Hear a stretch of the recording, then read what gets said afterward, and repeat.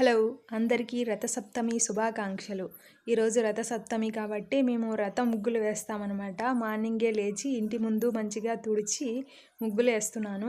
అటు సైడు ఇటు సైడు 2 ముగ్గులు వేశాను. మంచిగా వీడియో కూడా తీసుకున్నాను అనమాట. తీరా అవి ఎడిట్ చేసే టైంకి డిలీట్ అయిపోయాయి స్టోరేజ్ ప్రాబ్లం వల్ల. ఇంకా ఏం చేస్తామని చెప్పి ముగ్గుల్లాగా ఉన్నాయని చెప్పి ఇంకా అప్పుడు వెళ్ళి మళ్ళీ తీసుకున్నాను అనమాట మధ్యాహ్నము. సో మార్నింగ్ తీసినవి పోయాయి. సో మళ్ళీ తీసుకున్నాను.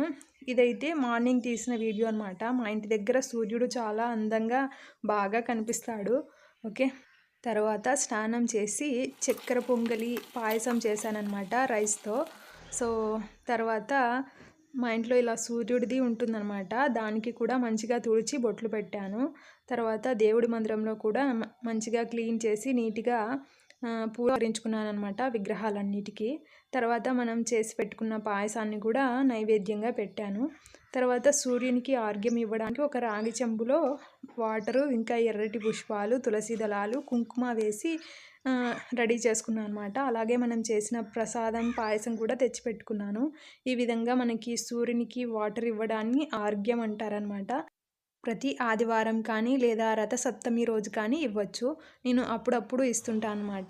ఇలా సూర్యునికి నమస్కారం చేసుకున్న తర్వాత ఆదిత్య హృదయం చదువుకున్నాను.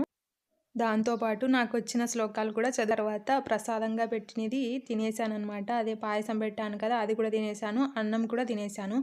ఓకే, మీ అందరికీ ఒక క్వశ్చన్ అనమాట. ఆదిత్య హృదయం ఎవరికి చెప్పారు, ఎక్కడ చెప్పారు, ఎందుకు చెప్పారు తెలిస్తే కామెంట్ చేయండి. ఓకే.